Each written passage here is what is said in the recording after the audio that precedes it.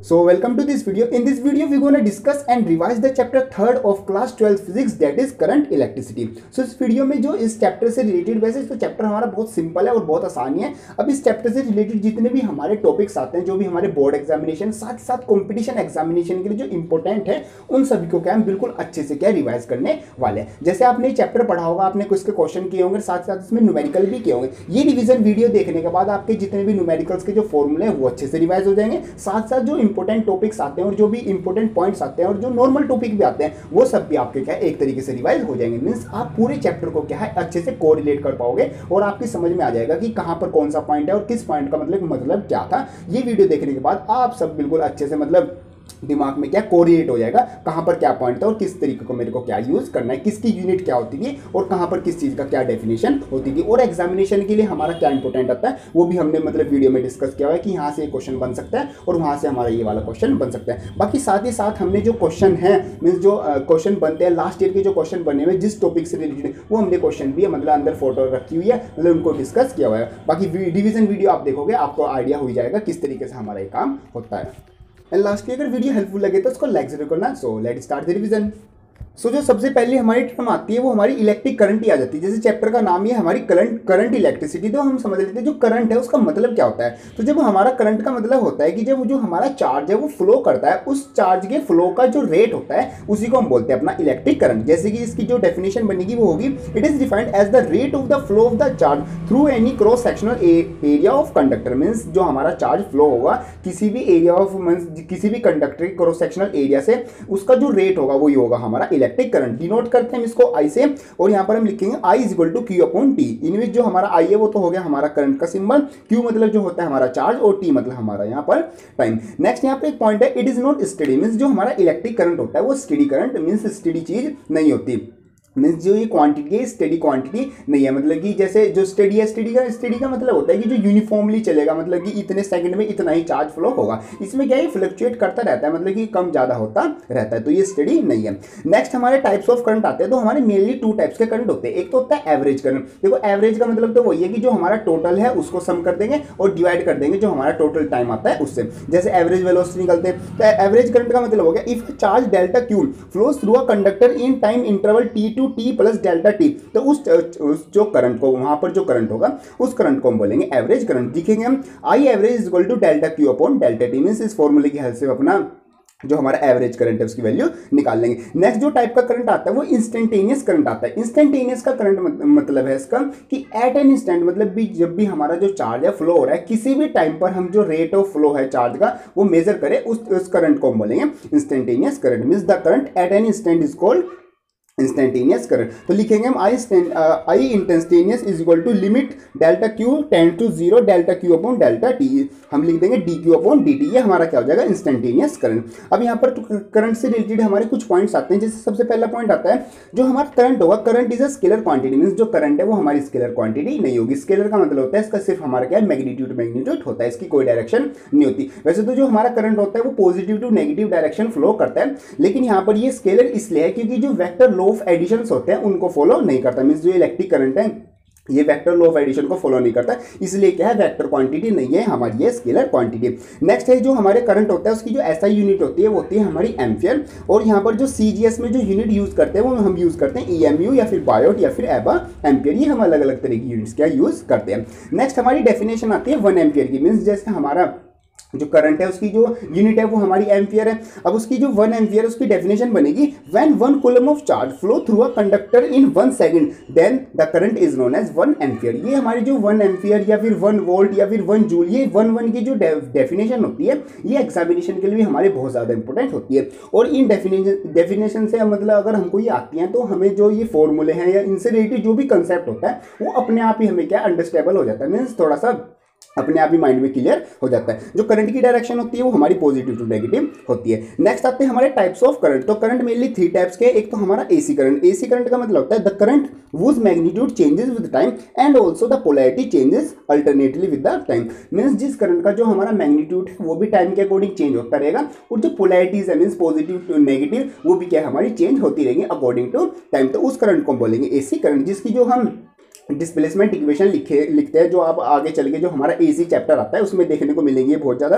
वो लिखते हैं I is equal to I not sine omega T. Second type का करंट आता है डीसी। डीसी का मतलब होता है हमारा डायरेक्ट करंट, और एसी का मतलब हमारा अल्टरनेट करंट। डीसी का मतलब है the current was magnitude remains constant with the time, means time चलता रहेगा, मींस टाइम चाहे हमारा कुछ भी हो, जो हमारा करंट है उसकी जो वैल्यू है वो फिक्स रहेगी, तो उस टाइप के करंट को हम बोलेंगे, मींस जो मैग्नीट्यूड है उसका वो फिक्स रहेगा, उस टाइप के करंट को बोलेंगे direct current means DC. Next type का करंट आता है वो आता है वेरिएबल करंट। वेरिएबल करंट का मतलब होता है the current was value changes with the time, polarity remains the same, means जो मैग्नीट्यूड है वो तो चेंज होता रहेगा लेकिन जो पोलैरिटी है वो हमारी क्या है, सेम रहेगी, उस टाइप के करंट को हम बोलेंगे वेरिएबल करंट। नेक्स्ट जो पॉइंट आता है वो आता है हमारा करंट डेंसिटी। करंट डेंसिटी का सिंपल मतलब होता है amount of current passing per unit area of conductor, उसको हम बोलते हैं अपनी करंट डेंसिटी। इसको डिनोट करते हैं जे से, और जे का हमारा मतलब आ जाएगा J is equal to I upon A, means हमारा पर यूनिट जो क्रॉस सेक्शन एरिया है वहां पर हमारा कितना करंट फ्लो हुआ है उसी को हम बोलेंगे अपनी करंट डेंसिटी। और करंट डेंसिटी की जो हमारी यूनिट होती है वो होती है एम्पियर पर मीटर स्क्वायर, और जो उसका डायमेंशनल मींस डायमेंशनल फॉर्मूला होता है वो होता है हमारा M0L-2 T0A, हमारा ये क्या होता है इसका डायमेंशनल फॉर्मूला होता है। नेक्स्ट एक हमारा एक रिलेशन आता है बिटवीन जो हमारी करंट डेंसिटी है वो, और जो आगे चल के हम एक टॉपिक पढ़ते हैं ड्रिफ्ट वेलोसिटी, आपको पता भी होगा ड्रिफ्ट वेलोसिटी, उन दोनों के बीच में क्या एक रिलेशन आता है जो कि होता है G is equal to NEVD। ये हमारा क्या होता है करंट डेंसिटी और ड्रिफ्ट वेलोसिटी में रिलेशन होता है। नेक्स्ट एक इंपॉर्टेंट पॉइंट आता है वो आता है मतलब नया टॉपिक है वो आता है ओम्स लॉ। ओम्स लॉ तो जैसे आप जैसे 10th क्लास से पढ़ते आ रहे बिल्कुल सेम हमारा वही होता है। इसकी क्या है दो चीजें मेन इंपॉर्टेंट आपको याद रखनी होती है, एक तो जो इसकी डेफिनेशन है वो याद रखनी होती है, और जो ये हमारा V is equal to R I होता है ये आपको याद रखना होता है। छोटे छोटे सिंपल से न्यूमेरिकल हमारे आते हैं। तो ये देखो मतलब इसकी जो डेफिनेशन होती है वो क्या होती है, सिंपली होती है the I following through a conductor is directly proportional to the voltage across the end of the conductor provided that the physical condition remains the constant. Means इसमें क्या होता है अगर हमारे पास कोई इलेक्ट्रिक सर्किट है जो उसमें हमारा करंट फ्लो होगा वो हमारा डायरेक्टली प्रोपोर्शनल होगा, वहां पर जितनी भी हमारी वोल्टेज है अप्लाई की गई है उसके हमारे क्या है जो करंट है वो डायरेक्टली प्रोपोर्शनल होगा। तो हम लिख सकते हैं I is directly proportional to V, और जो डायरेक्टली प्रोपोर्शनल का साइन है इसको हटाने के लिए हम एक कांस्टेंट देते हैं, बीच में हम लगा देते हैं इक्वल, तो हम लिख देंगे V is equal to R I. यही क्या होता है यही हमारा ओम्स लॉ होता है, और ये किसने दिया था, ये हमारा जियोर्ज साइमन ओम ने दिया था इन 1828।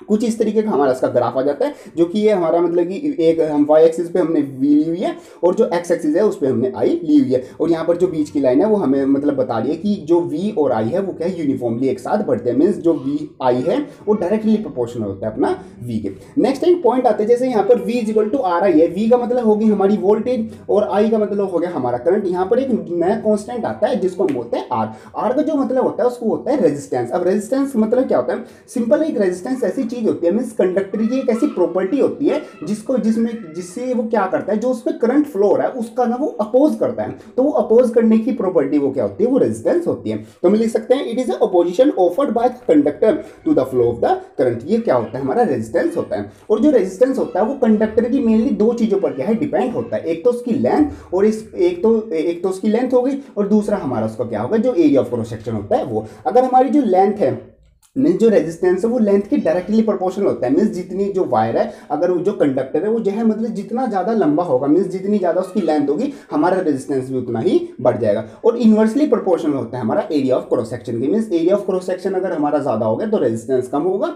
और एरिया ऑफ क्रॉस सेक्शन क्या होगा अगर हमारा कम होगा तो रेजिस्टेंस ऑटोमेटिकली क्या हो जाएगा ज़्यादा हो जाएगा। ये भी हमारा कुछ लिमिट तक ही होता है, ऐसा नहीं कि हम यहाँ पर एरिया ऑफ क्रॉस सेक्शन अगर बढ़ाते जाएंगे हमारा जो रेजिस्टेंस है वो कम हो जाएगा, ऐसा भी नहीं है कि हम बहुत मोटी मोटी वायर्स यूज करेंगे, उनका फिर एक अलग मतलब नेगेटिव इफेक्ट पड़ता है कि वो वेट ज़्यादा हो जाएंगे, ज़्यादा हीट को लेंगे, कुछ इस तरीके से इफेक्ट पड़ता है। तो हमारी जो मेनली जो आर हो गया वो आर किस चीज़ पर डिपेंड है, वो लेंथ और हमारा एरिया ऑफ क्रॉस सेक्शन पर डिपेंड है। नेक्स्ट हम इसको जैसे हमारा आर क्या है डायरेक्टली प्रोपोर्शनल है एल के और इनवर्सली प्रोपोर्शनल है ए के, तो हम इसको कंबाइंड फॉर्म में लिख सकते हैं R proportional to L upon A, और इसको जो प्रोपोर्शनल का साइन है इसको हटाने के लिए हम क्या है कांस्टेंट देते हैं जो कि हो जाएगा R is equal to row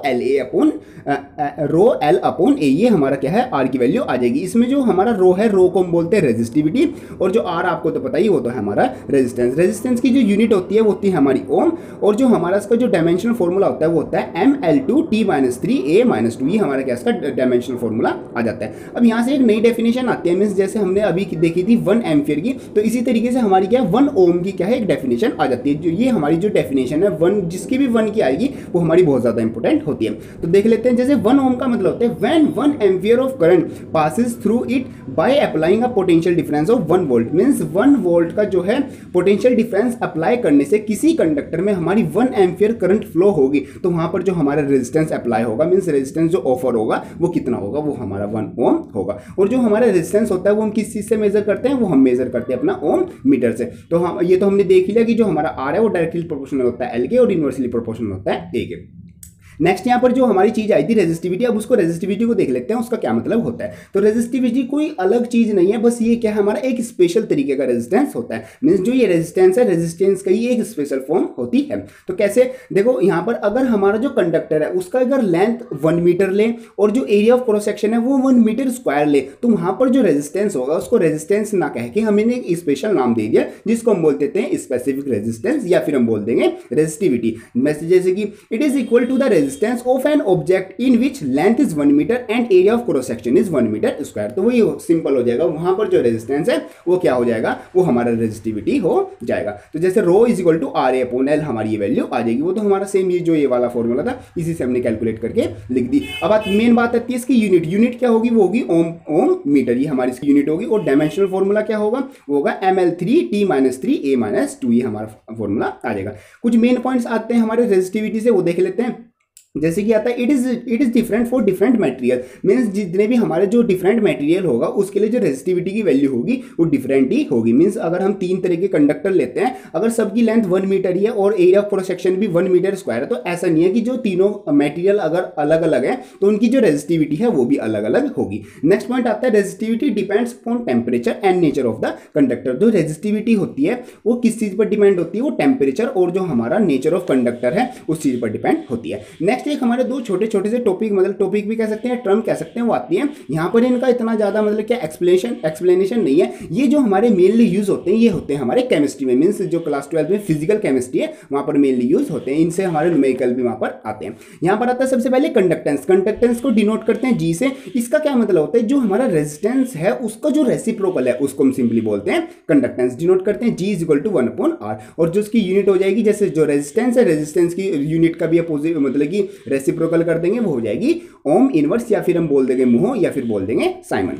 next आती है कंडक्टिविटी। कंडक्टिविटी का सिंपल इसको डिनोट करते हैं कैसे, इसका सिंपल मतलब है कि जो रेजिस्टिविटी है उसका रेसिप्रोकल कर देंगे तो हमारा जो चीज आ जाएगी वो हमारे पास वो बनेगी कंडक्टिविटी। कंडक्टिविटी को डिनोट करते हैं के से, और उसका हो जाएगा k इज इक्वल टू 1/ρ, और जो हमारी इसकी सिंपली यूनिट बन जाएगी वो बन जाएगी ओम इनवर्स मीटर इनवर्स, ही हमारी सिंपली बन जाएगी। नेक्स्ट जो इंपॉर्टेंट टॉपिक आता है वो आता है ड्रिफ्ट वेलोसिटी। ड्रिफ्ट वेलोसिटी एक जो इस चैप्टर से इंपॉर्टेंट टॉपिक आता है, इससे क्वेश्चन में से न्यूमेरिकल टाइप भी, और ये जो इसका डेरिवेशन है वो भी इंपॉर्टेंट होता है। बाकी किस तरीके से मतलब ये ड्राइव करके लाते हैं, मतलब यहाँ पर तो सिर्फ हम एक बार इसको चेकआउट करेंगे इसका मतलब क्या होता है, फॉर्मूला क्या होता है, बाकी किस तरीके से इसको हम बिल्कुल फुली एक्सप्लेन करके और कैसे कैसे ड्राइव करते हैं उसके लिए आप जो डेरिवेशन सीरीज है वहां से वीडियो देख सकते हैं। उन सब का लिंक आपको डिस्क्रिप्शन में मिल जाएगा। तो जो ड्रिफ्ट वेलोसिटी का मतलब होता है उसका सिंपल मतलब होता है it is defined as the average velocity of free electron with which they move in a conductor under the influence of electric field. Means drift velocity का जो सिंपल सा मतलब है वो है कि ये हमारी जितने भी जो सारे इलेक्ट्रॉन वहां पर जो चार्ज पार्टिकल जो इलेक्ट्रॉन हैं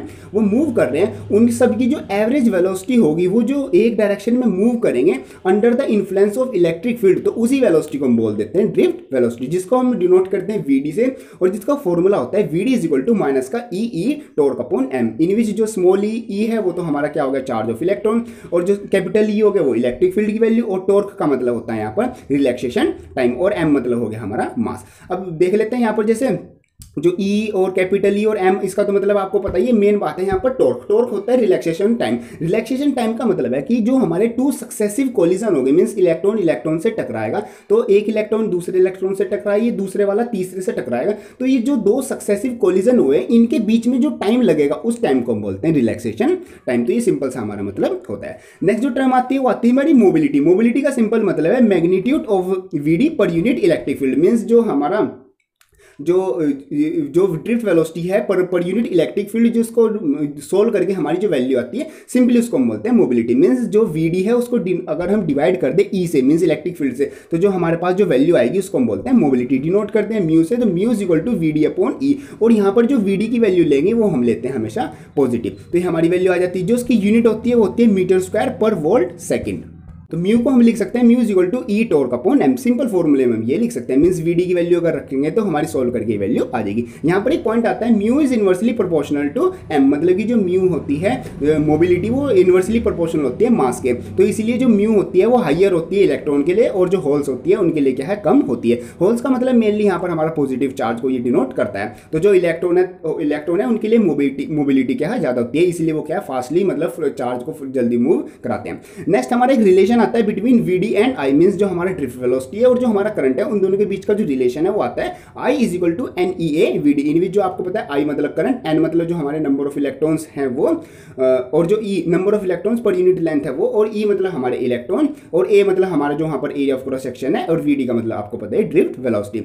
नेक्स्ट एक सिंपल सा मतलब कि इंपॉर्टेंट है, ये भी सिंपल सी टर्म आती है, मतलब कि सिंपल सा एक टॉपिक आता है, वो आता है microscopic form of Ohm's law. अब ये किस तरीके से आती है, मतलब कैसे कैसे इसको ड्राइव करते हैं, उसकी तो आपको एक डेरिवेशन में मतलब डेरिवेशन मिल जाएगा, उसको आप चेकआउट कर सकते हैं। बाकी यहाँ पर देखते हैं, यहाँ पर ये मतलब इसका जो फॉर्मूला होता है, इक्वेशन होती है, वो क्या होती है, इसमें होती है J इज इक्वल टू के ई। इसमें जो हमारा J है, J का मतलब आपको पता है वो होती है करंट डेंसिटी, E का मतलब हमारी जो है इलेक्ट्रिक फील्ड, और K का मतलब है हमारी यहाँ पर कंडक्टिविटी। मींस ये क्या होता है, एक तरीके से हमारा रिलेशन हो गया बिटवीन करंट डेंसिटी एंड हमारा जो इलेक्ट्रिक फील्ड, उन दोनों के बीच का क्या है, रिलेशन हो गया, और इसी को हम बोलते हैं microscopic form of Ohm's law. यहाँ पर हमारे नेक्स्ट कुछ पॉइंट्स आते हैं, जैसे हमने अभी टॉपिक किया था रेजिस्टिविटी। तो रेजिस्टिविटी जो मेटल्स के लिए होती है वो हमारी कहाँ से कहाँ तक होती है, मीन्स उसकी जो पावर होती है वो हमारी 10 की पावर -8 से लेके 10 की पावर -6 के बीच में आती है। और इंसुलेटर्स के लिए होती है 10 की पावर 18 से लेके 10 की पावर 5 से, और सेमीकंडक्टर्स के लिए आती है वो 10 रेज़ टू द पावर -5 से लेके 10 रेज़ टू द पावर 3 तक, वो हमारी जो रेजिस्टिविटी की वैल्यू होती है वो होती है। ये जो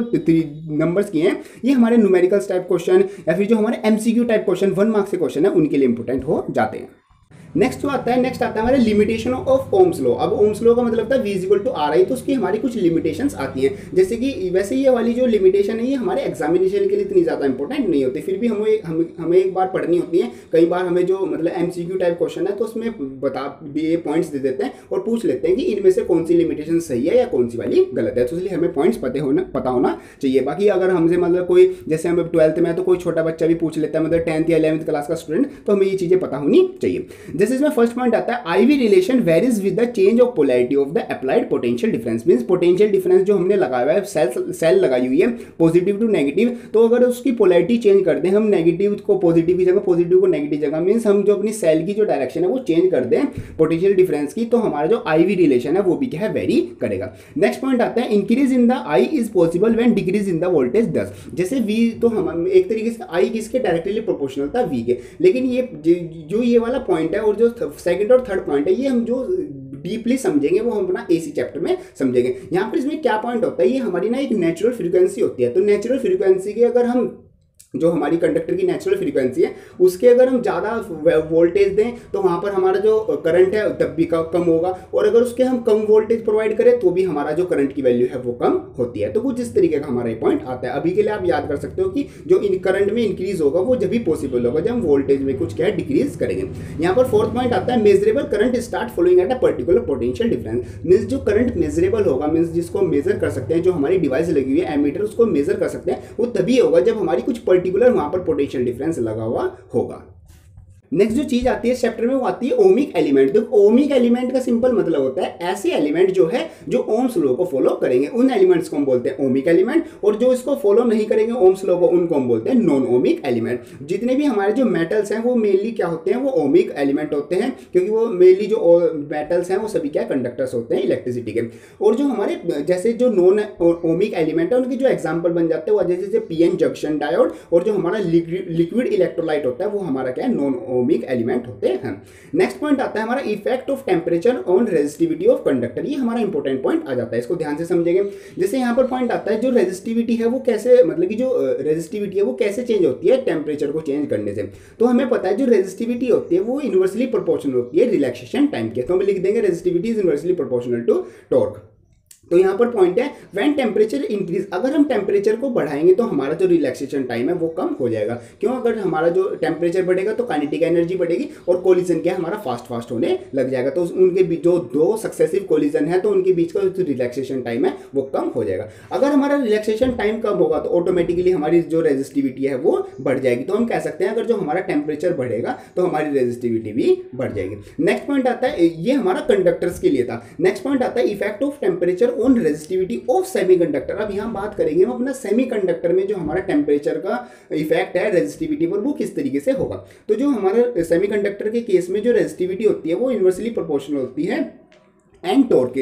एन तो हो गया इसमें हमारे जो नंबर ऑफ चार्ज पार्टिकल्स जो फ्लो कर रहे हैं, और जो टॉर्क का मतलब तो आपको पता है जो हमारा रिलैक्सेशन टाइम है वो। तो यहाँ पर अगर हम अपना टेम्परेचर इंक्रीज करेंगे सेमीकंडक्टर वाले केस में तो हमारे जो नंबर ऑफ इलेक्ट्रॉन्स है वो जो फ्रीली मूव कर रहे हैं वो भी उनकी क्वांटिटी जो है बढ़ जाएगी। वो कैसे? जैसे टेम्परेचर इंक्रीज होगा तो जो लूजली बाउंड इलेक्ट्रॉन होंगे सेमीकंडक्टर में वो भी क्या है फ्रीली मूव करने लग जाएंगे। मीन्स उनमें से कुछ इलेक्ट्रॉन क्या है फ्रीली मूव कर जाएंगे, उन्हें क्या है वो अपनी थ्रेशोल्ड एनर्जी मिल जाएगी। तो यहाँ पर हमारी क्या है एन की वैल्यू बढ़ जाएगी। तो एन की वैल्यू बढ़ने से जो हमारी टॉर्क की वैल्यू है वो ऑटोमेटिकली थोड़ी सी क्या है कम हो जाएगी, क्योंकि इन दोनों का जो प्रोडक्ट है वो तो हमारा सेम ही रहना। तो टॉर्क की वैल्यू क्या हो जाएगी हमारी कम हो जाएगी। ओवरऑल हम कह सकते हैं कि अगर हमारा जो टेम्परेचर बढ़ेगा उससे हमारे जो नंबर ऑफ इलेक्ट्रॉन्स है वो बढ़ेंगे और जो हमारी रेजिस्टिविटी की वैल्यू है वो क्या है डिक्रीज हो जाएगी। मींस टेम्परेचर बढ़ाने से सेमीकंडक्टर वाले केस में जो रेजिस्टिविटी है वो कम हो जाती है। नेक्स्ट आता है effect on resistance. Means resistance पर क्या इफेक्ट पड़ेगा। तो हमने रेजिस्टिविटी का देखा, अब यहाँ पर देखते हैं रेजिस्टेंस पर क्या इफेक्ट पड़ता है। तो रेजिस्टेंस में सबसे पहले देख रहे हैं हम अपना कंडक्टर्स है। तो कंडक्टर्स के लिए जो रेजिस्टेंस मींस रेजिस्टेंस का जो एक फॉर्मूला होता है हमें पता है होता है R = ml/ne²A टॉर्क। इसमें जो सब मतलब कि जो भी सिंबल्स हैं वो उनका जो जनरल मीनिंग होता है वो, जैसे m मतलब मास, l मतलब हमारी लेंथ, n जो इलेक्ट्रॉन्स हो गए, और e का मतलब हमारा जो इलेक्ट्रॉन का मतलब कि जो चार्ज हो गया, a मतलब एरिया ऑफ क्रॉस सेक्शन, और टॉर्क मतलब हमारा रिलैक्सेशन टाइम। तो यहाँ से हम देख सकते हैं कि जो r है वो इन्वर्सली प्रोपोर्शनल r है टॉर्क के। तो जैसे ही हम अपना टेम्परेचर बढ़ाएंगे हमें पता है टॉर्क क्या है कम हो जाएगा, जो रिलैक्सेशन टाइम है वो कम हो जाएगा, तो हमारा जो रेजिस्टेंस है वो बढ़ जाएगा। मीन्स टेम्परेचर बढ़ाने से हमारा क्या टॉर्क कम हो रहा है, और टॉर्क क्या है इन्वर्सली प्रोपोर्शनल है आर के। तो अगर टॉर्क कम होगा तो ऑटोमेटिकली रेजिस्टेंस क्या है बढ़ जाएगा। तो हम पॉइंट याद कर सकते हैं कि अगर हमारा टेम्परेचर बढ़ता है तो रेजिस्टेंस भी क्या है इंक्रीज होगा। नेक्स्ट पॉइंट आता है सेमीकंडक्टर के लिए। सेमीकंडक्टर वाले केस में क्या होगा, तो वहां पर जो हमारा आर होता है वो इन्वर्सली प्रोपोर्शनल होता है एन के। तो जैसे ही हम अपना टेम्परेचर बढ़ाएंगे तो जो नंबर ऑफ इलेक्ट्रॉन है जो फ्रीली मूव कर रहे थे वो भी बढ़ जाएंगे, क्योंकि जो लूजली बाउंड थे वो क्या है फ्रीली हो जाएंगे। तो ऐसे ही हमारा जो रेजिस्टेंस है वो कम हो जाएगा। मीन्स एन की वैल्यू अगर बढ़ेगी तो इन्वर्सली प्रोपोर्शनल है, एन की वैल्यू बढ़ेगी तो आर वैल्यू ऑटोमेटिकली कम हो जाएगी। तो हमें यहाँ पर पॉइंट याद आ जाएगा कि जो अगर हम टेम्परेचर बढ़ाते हैं तो हमारा जो सेमीकंडक्टर वाले केस में जो रेजिस्टेंस है वो कम हो जाएगा।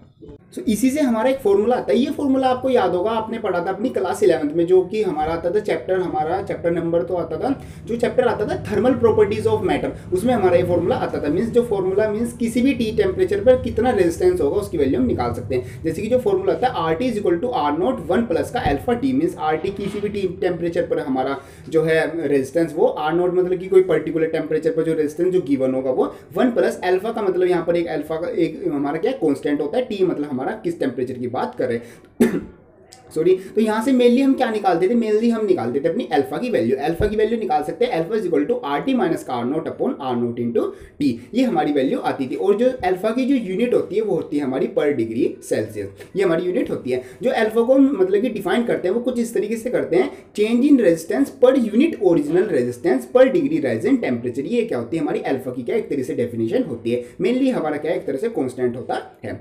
अब ये जो हमारा अल्फा होता है अगर ये इसकी वैल्यू जो पॉजिटिव अगर ये आती है पॉजिटिव तो ये क्या होती है ये कंडक्टर्स मतलब कि डिनोट करती है कि ये किस चीज के लिए कंडक्टर्स के लिए। और अगर अल्फा की वैल्यू होती है नेगेटिव, क्वेश्चन में नेगेटिव दी है तो वहां पर जो हमारा मतलब कि जो भी डिवाइस है वो क्या है वो हमारी होती है सेमीकंडक्टर। नेक्स्ट जो पॉइंट्स आते हैं, नेक्स्ट मतलब कि जो फॉर्मूले आते हैं हमारे न्यूमेरिकल के लिए बहुत ज्यादा इंपॉर्टेंट होते हैं। मींस न्यूमेरिकल इनसे हम डायरेक्टली सॉल्व कर सकते हैं। ऐसे आते हैं effect of the length and the area of cross section of the resistance. Means हमें पता है रेजिस्टेंस डायरेक्टली प्रोपोर्शनल होता है लेंथ के और इनवर्सली प्रोपोर्शनल होता है एरिया के। तो हम न्यूमेरिकल्स में इसको डायरेक्ट वैल्यू को कैसे यूज करेंगे, तो यहाँ से आ जाएगा R2/R1 = L2/L1 का होल स्क्वायर। मींस अगर हमें क्या है हमें रेजिस्टेंस दिया हुआ है, अलग अलग रेजिस्टेंस दिया हुआ है, और वहाँ पर हमें एक की लेंथ दी हुई है और हमें दूसरी लेंथ बतानी है, या फिर हमें दो डिवाइसेज है उनकी लेंथ दी हुई है और एक का रेजिस्टेंस दिया हुआ है, हमें दूसरे का रेजिस्टेंस बताना है कि उसका रेजिस्टेंस कितना होगा। अगर हम लेंथ को इतनी बढ़ा देते हैं तो हम सिंपली ये वाला फॉर्मूला यूज करेंगे, R2/R1 = L2/L1 का होल स्क्वायर। तो ये हमारी सिंपली वैल्यू हो जाएगी। और डायरेक्टली हम याद रख सकते हैं, अगर हमारी जो L है डबल होगी तो हमारा जो रेजिस्टेंस है वो ऑटोमेटिकली 4 टाइम्स हो जाएगा।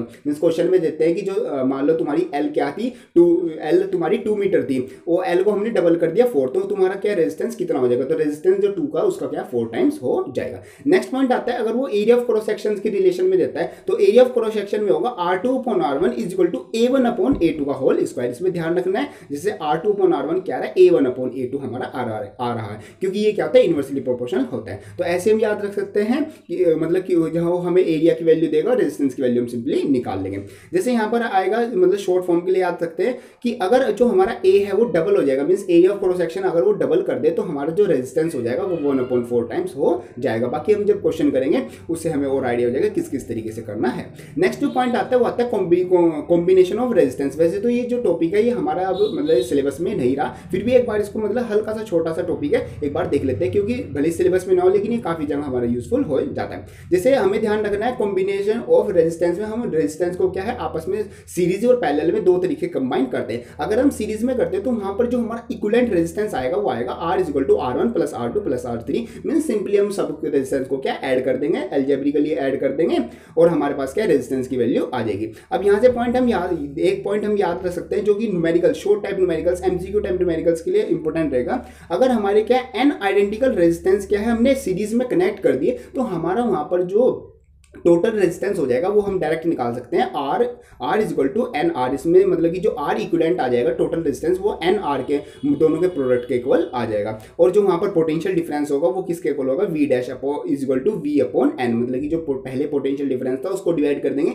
जितने भी हमने रेजिस्टेंस लगाए आइडेंटिकल वाले उनसे डिवाइड कर देंगे तो हमारे पास क्या आ जाएगा, पोटेंशियल डिफरेंस आ जाएगा। यहाँ से कुछ पॉइंट आते हैं, जैसे कुछ इस तरीके का हमारे के पास क्या सर्किट डायग्राम है, जहां पर V वोल्टेज की हमारे पास एक बैटरी लगी हुई है, यहाँ पर हमारे 3 रेजिस्टेंस लगे हुए हैं सीरीज में, R1 R2 R3। यहां से हमारी फर्स्ट वाले में V1, सेकंड वाले में V2 और थर्ड वाले में V3 रेस्पेक्टिवली हमारी क्या वोल्टेज क्या सप्लाई हो रही है। मींस हमें पता है कि जो सीरीज में करंट तो सब में सेम रहती है, जो वोल्टेज है वो अलग अलग होती है। अगर हमें डायरेक्ट करंट की वैल्यू निकालनी है तो करंट की वैल्यू निकालने के लिए फॉर्मूला यूज करेंगे। अगर 3 रेजिस्टेंस है, अगर 4 रेजिस्टेंस तो बस हम R1 + R2 + R3 की जगह क्या कर देंगे, R4 भी प्लस कर देंगे। तो I किसके इक्वल होगा, I = V/R1 + R2 + R3 हमारा वैल्यू आ जाएगी।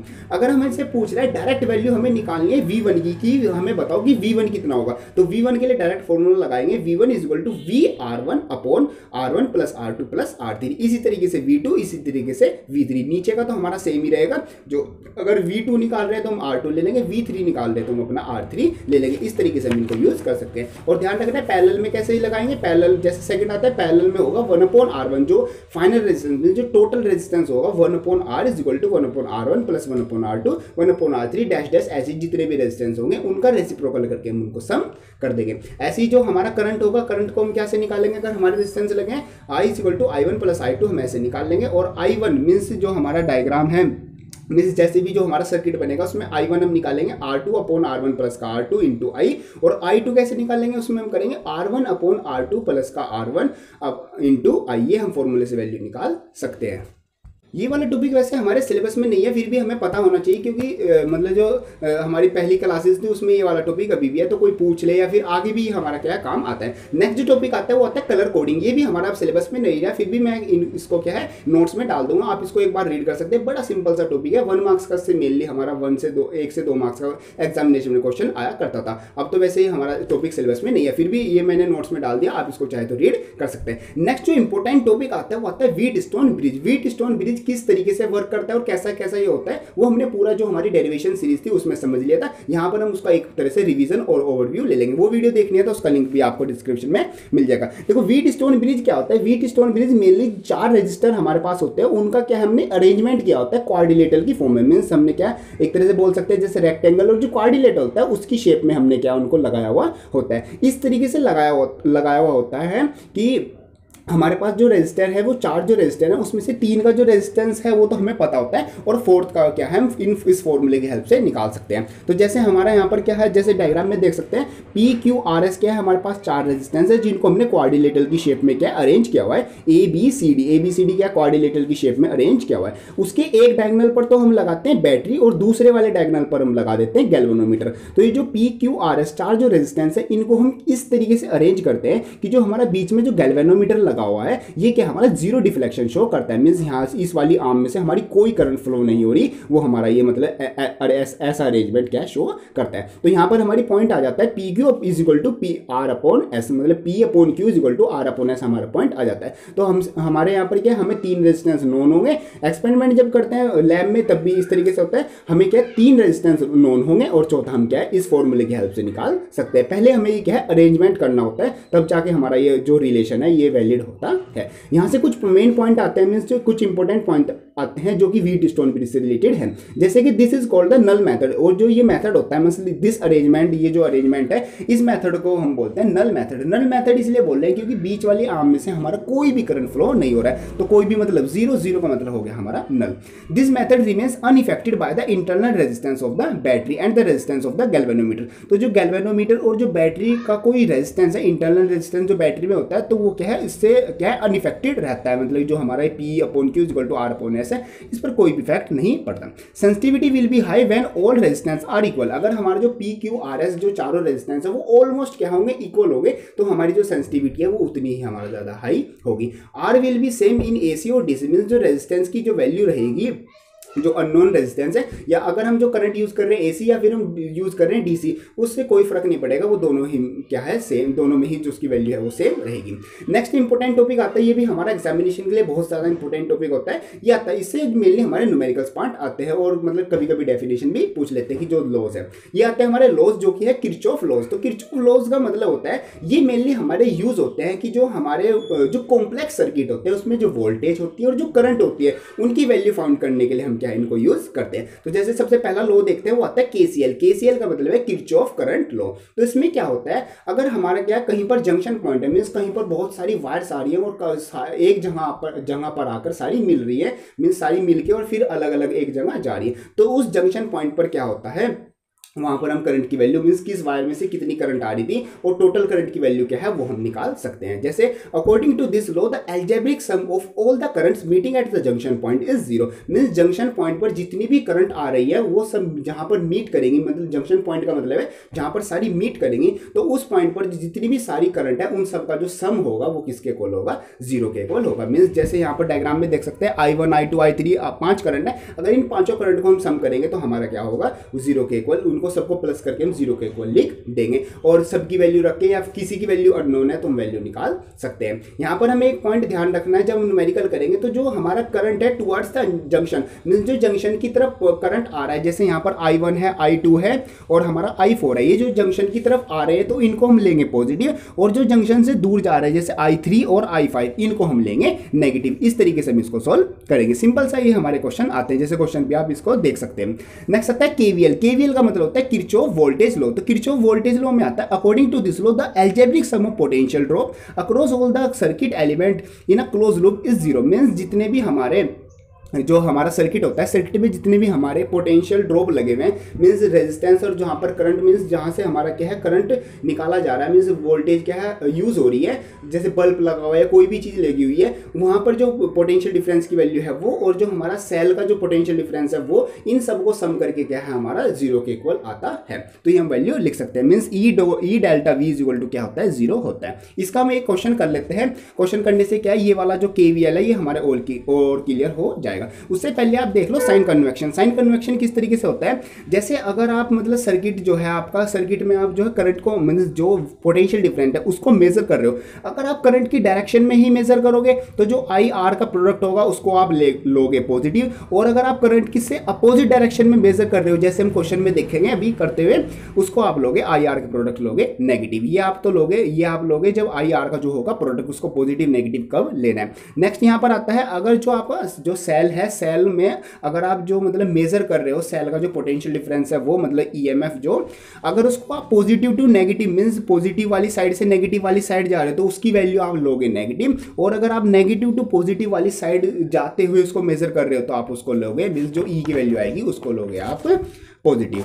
अब यहाँ पर कुछ एक क्वेश्चन देख लेते हैं। जैसे एग्जांपल के लिए क्वेश्चन आता है, ये हमारे पास एक सर्किट डायग्राम है, इसमें हमारे क्या सेल्स लगी हुई हैं, 2-3 हमारे क्या रेजिस्टेंस लगे हुए हैं, और ये हमारा मतलब कि कॉम्प्लेक्स सर्किट हो जाता है। तो यहाँ से हमें क्या अपनी वोल्टेज की वैल्यू निकालनी है, या हम अपनी सिंपली करंट की वैल्यू भी निकाल सकते हैं। तो इसमें हम क्या लेंगे, जैसे अकॉर्डिंग टू जो लॉ था उसमें क्या है क्लोज लूप आता, तो हम इसमें भी क्या लेंगे क्लोज लूप लेंगे। तो क्लोज लूप के लिए हमने क्लोज लूप लिया है ABMN, इसमें हमने ये वाला लूप ले लिया। इसमें हमारा क्या होगा, जितनी भी जो सारी हमारी वोल्टेज ड्रॉप है उन सब का सम क्या होगा, 0 के इक्वल होगा। या फिर हम कह सकते हैं जितनी भी जो हमारी वोल्टेज ड्रॉप हो रही है उन सब का सम, और वो किसके इक्वल होगा, वो हमारी जो सेल है उसका जो EMF है उसके इक्वल होगा। अगर हम अपना नॉर्मली अकॉर्डिंग टू लॉ अगर EMF को इस साइड भेज दे मींस RHS साइड भेज दे तो इन सब का सम क्या हो जाएगा, 0 के इक्वल हो जाएगा। जैसे एक लूप में देखते हैं, सबसे पहले यहाँ से हम अपना A वाले पॉइंट से चलते हैं, तो A वाले पॉइंट से I1 इंटू R1 आ जाएगा, जैसे हम लिख देंगे।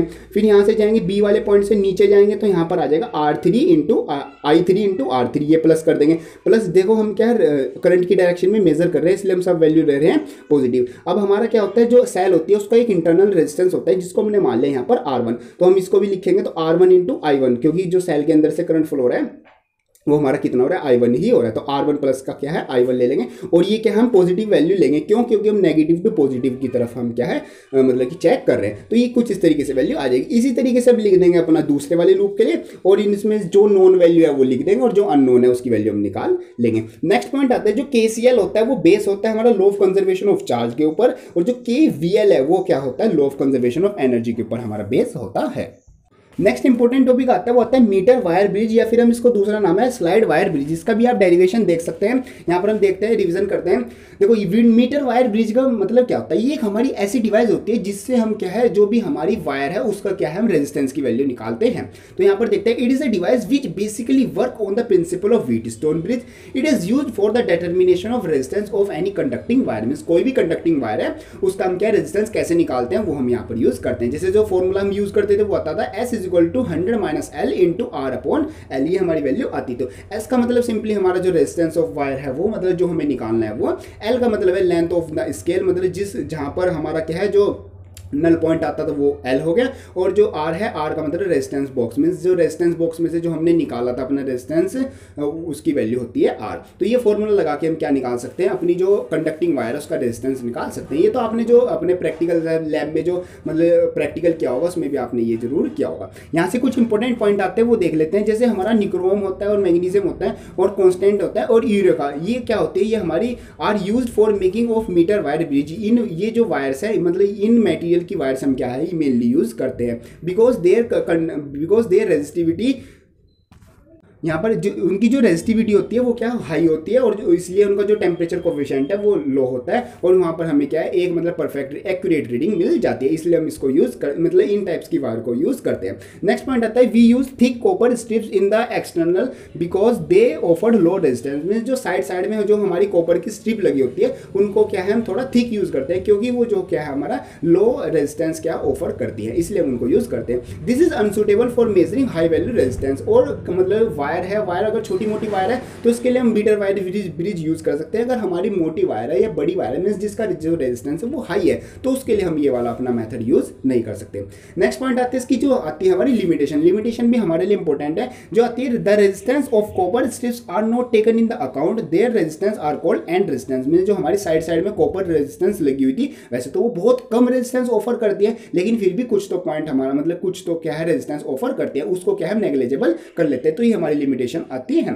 The I should not be allowed to flow for the long time. जो हमारा करंट फ्लो होता है मींस जो सर्किट में इसमें मीटर वायर ब्रिज में ये क्या है ज्यादा टाइम तक लगातार क्या फ्लो नहीं कराना चाहिए। द जोकी should not B rubbed on the wire. Next point आता है तो जोकी जो है वो जान मतलब कि जान लगा के फोर्सफुली क्या उस पर वायर पर रब नहीं करनी चाहिए, बस हल्की हल्की सी टच करनी चाहिए। कई बार बच्चे क्या है मतलब कि एक्सपेरिमेंट करते टाइम कर देते हैं कि जो आपकी जोकी है उसको ज़्यादा लगा के क्या उसको मतलब रब कर देते हैं, ऐसा नहीं करना चाहिए। मतलब ये भी क्या है हमारी लिमिटेशन है। अगर हम उसको ज़्यादा जान लगा के रफ करेंगे तो जो हमारी वायर है वो जो यूनिफॉर्म वायर थी वो अब यूनिफॉर्म ना रह के वो क्या है एक मतलब इनकरेक्ट वैल्यू देना स्टार्ट कर देगी, मीन्स वहाँ पर क्या एरर आ जाएगा। नेक्स्ट पॉइंट आता है R taken from the resistance box is so chosen that the null point is in middle. Means जो रेजिस्टेंस बॉक्स से हम जो रेजिस्टेंस की वैल्यू निकाल रहे हैं वो हम कुछ इस तरीके से निकालनी चाहिए ताकि हमारा जो नल पॉइंट है वो मिडल में आए। इससे हमारी क्या होती है, सेंसिटिविटी क्या होती है, हाई हो जाती है और परसेंटेज जो एरर है वो कम से कम आता है। ये आगे सारे हमारे ये पॉइंट आते हैं अपने लिमिटेशन के। नेक्स्ट पॉइंट आता है कॉम्बिनेशन ऑफ सेल्स। मींस हमारे पास सेल्स हैं ईएमएफ की, ईएमएफ E1 E2 E3 बहुत सारी सेल्स हैं। तो हम क्या है उन सबको क्या है मतलब कि ज्वाइन कर रहे हैं। तो अगर हम उनको सीरीज में ज्वाइन करते हैं तो उस टाइम पर अगर हमारा जो एक्सटर्नल रेजिस्टेंस है वो ज़्यादा आ जाता है, ज़्यादा आता है इंटरनल रेजिस्टेंस। तो वहाँ से हमारी जो करंट फ्लो होगी, करंट की वैल्यू हम डायरेक्ट फॉर्मूला लेंगे तो डायरेक्ट हम निकाल सकते हैं I = NE/R। ऐसे अगर हम उनको पैरेलल में लेंगे तो वहाँ पर जो इंटरनल रेजिस्टेंस आता है उसकी वैल्यू ज़्यादा आती है एक्सटर्नल रेजिस्टेंस। तो वहां से जो I की वैल्यू निकाल सकते हैं NE/r। इनमें जो N है, N तो मतलब हमारे कितने हमारी वहां पर सेल्स लगी हुई है, E मतलब वहां पर ईएमएफ और स्मॉल r का मतलब होता है हमारा जो इंटरनल रेजिस्टेंस होता है, R मतलब हमारा जो एक्सटर्नल रेजिस्टेंस होता है वो। नेक्स्ट आता है मिक्स ग्रुपिंग। मतलब कि अगर हमारी जो सेल्स हैं उनको मिक्स ग्रुपिंग कर दें तो वहां पर जो हमारी I की वैल्यू आएगी वो आएगी MnE/mr प्लस का NR। इन विच जो इसमें जो मिक्स ग्रुपिंग में ये वाला फॉर्मूला हम तब लगाएंगे जब हमारा एक्सटर्नल रेजिस्टेंस इंटरनल रेजिस्टेंस के इक्वल होता है। यहाँ पर M का मतलब हमारी कितनी रोज होती है और N का मतलब हमारी कितनी नंबर ऑफ सेल्स लगी हुई है वो, और I मैक्सिमम होता है। मीन्स मैक्सिमम करंट वहां पर फ्लो होगा I = NE/2R। ये हमारा पॉइंट आता है। अब यहाँ से एक नोट पॉइंट आता है जो कि हमारा न्यूमेरिकल्स में डायरेक्ट हेल्प कर सकता है। मींस बिना पेन उठाए हम क्वेश्चन को सॉल्व कर सकते हैं। कैसे, यहाँ पर if the polarity of n dash cells. Means आप मान लो कि हमने क्या है n सेल्स लगाई है। फॉर एग्जांपल हमने 10 सेल्स लगाई है, वहां पर हम क्या है n डैश सेल्स को क्या है उनकी पोलैरिटी चेंज कर देते हैं, मींस अपोजिट कर देते हैं। मींस सारी हमने पॉजिटिव नेगेटिव हमने लगाई हुई थी n सेल्स। उसमें से कुछ सेल्स की 10 में से मान लो 3-4 सेल की क्या हमने नेगेटिव टू पॉजिटिव कर दी, मतलब वो क्या है हमने अपोजिट डायरेक्शन में लगा दी। तो वहां पर जो हमारा net EMF means net EMF हो जाएगा वो हो जाएगा E dash = N-2N dash × E। ये हमारी वैल्यू आ जाएगी। इसमें जो E डैश है मतलब कि जो नेट ईएमएफ आया है, और E का मतलब जो हमारा पहले मतलब हर एक सेल का है वो, N का मतलब जो हमारी टोटल नंबर ऑफ सेल्स थी, और N डैश का मतलब है हमारी कितनी सेल्स का क्या है हमने जो पोलैरिटी है वो चेंज की हुई है वो आती है हमारी N डैश। ये फॉर्मूला लगा के हम सिंपली वैल्यू निकाल सकते हैं। नेक्स्ट पॉइंट आता है हमारा इंटरनल रेजिस्टेंस। देखो इंटरनल रेजिस्टेंस को डिनोट करते हैं स्मॉल r से। ये हमारा सिंपल सा क्या मतलब होता है,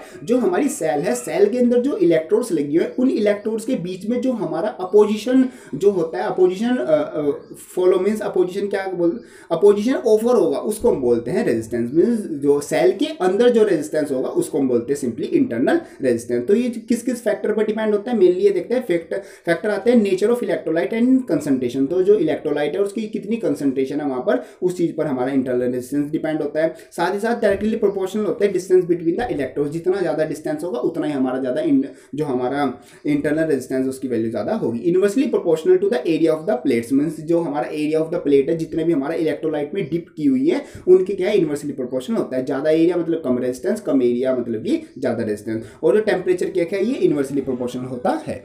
नेक्स्ट जो पॉइंट आता है वो आता है मींस नेक्स्ट टॉपिक जो है वो है टर्मिनल पोटेंशियल डिफरेंस, जिसको हम डिनोट करते हैं V से। इसका मतलब होता है potential difference between two terminal of the cell in a close circuit. Means इस जो पोटेंशियल डिफरेंस होगा between two terminal of a cell उसको हम बोलेंगे वहां का terminal potential difference. Next point EMF. EMF को डिनोट करते हैं E से। इसका मतलब होता है the work done by a cell in moving a unit positive charge through the whole circuit. Means पूरे सर्किट में एक पॉजिटिव चार्ज को मूव कराने में उस सेल को कितना काम करना पड़ता है उसको बोलते हैं उसका ईएमएफ, जिसको डिनोट करते हैं E से।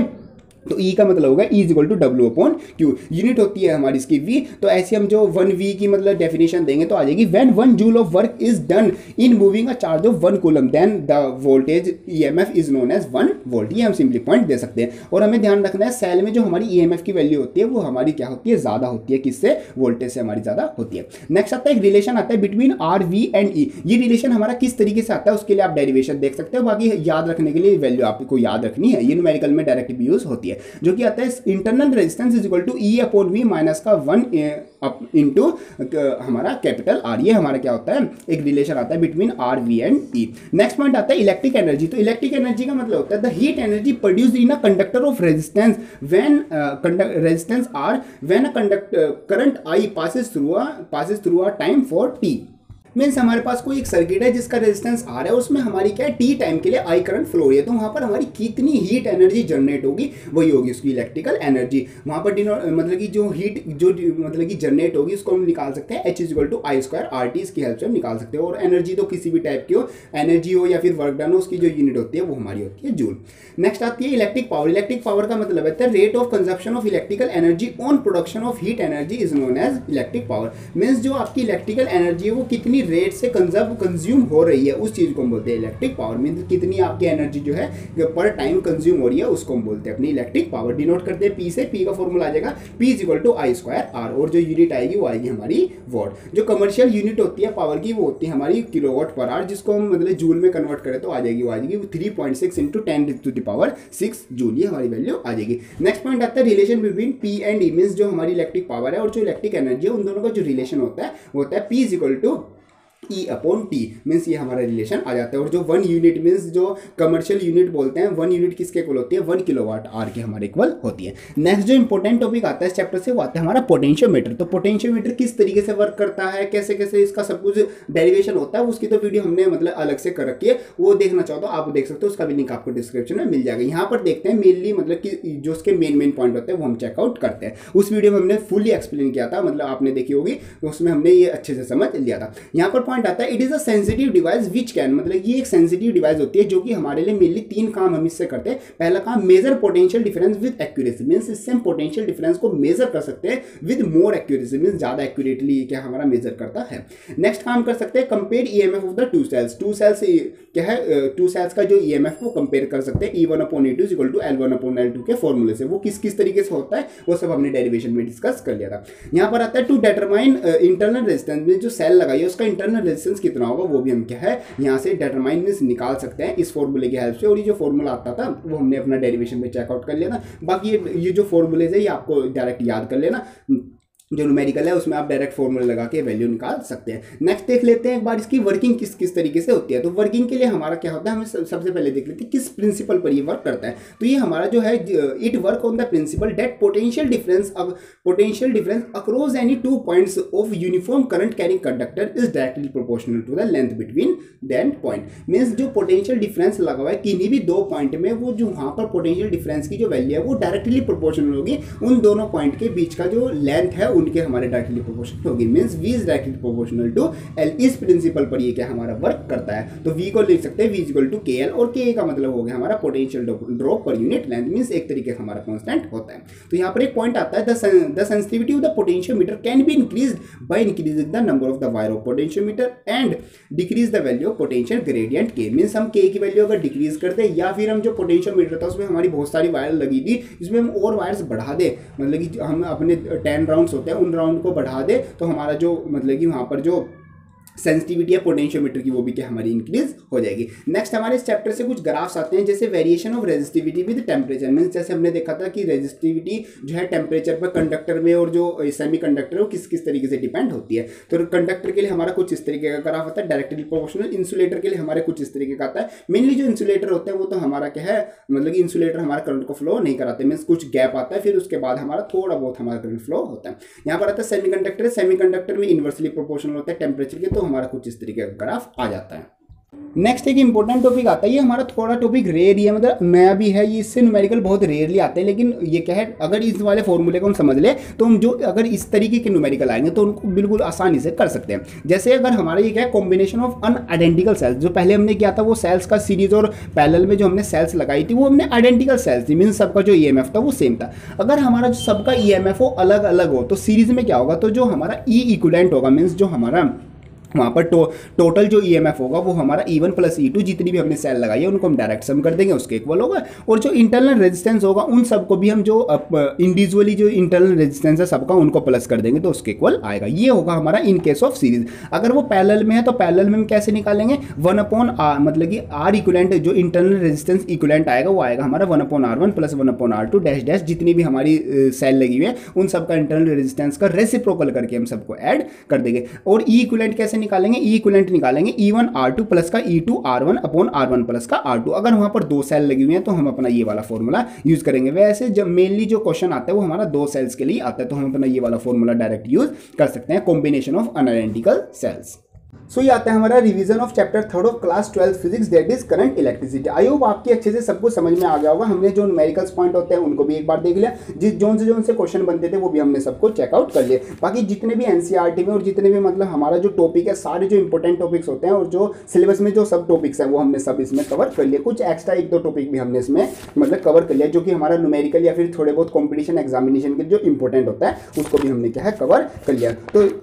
तो अब आप जो चैप्टर से जो क्वेश्चंस आते हैं और जो न्यूमेरिकल्स आते हैं, जो लास्ट ईयर के सभी क्वेश्चन हैं, उनको एक बार ट्राई कर लेना। और इस चैप्टर से रिलेटेड या उन क्वेश्चन से रिलेटेड कोई भी प्रॉब्लम आएगी, कोई भी डाउट आएगा, उसका तो कमेंट बॉक्स में डाल देना या फिर जो इंस्टाग्राम की आईडी है उस पर क्या मेरे को मैसेज कर देना। इंस्टाग्राम की जो आईडी का जो लिंक है वो आपको डिस्क्रिप्शन में मिल जाएगा। बाकी वहाँ पर जो MCQ मीन्स जैसे एग्जामिनेशन में MCQ आने, तो हमने MCQ की सीरीज भी वहाँ पर चला रहे हैं, मतलब कि वहाँ पर हम उनकी प्रैक्टिस कर रहे हैं, जो कि हमारे मेन चांसेस हैं, ज़्यादातर चांसेस हैं जिन न्यूमेरिकल्स के आने के, उनको भी हम क्या वहाँ पर प्रैक्टिस कर रहे हैं। तो वहाँ पर भी एक बार आप चेकआउट कर सकते हैं। बाकी वीडियो हेल्पफुल लगे तो उसको लाइक जरूर कर देना, और जो भी आपका क्वेश्चन है या जो भी आपका वीडियो से रिलेटेड जो भी आपका सजेशन है, फीडबैक है, उसको कमेंट बॉक्स में जरूर लिख देना। So all the best for your examination.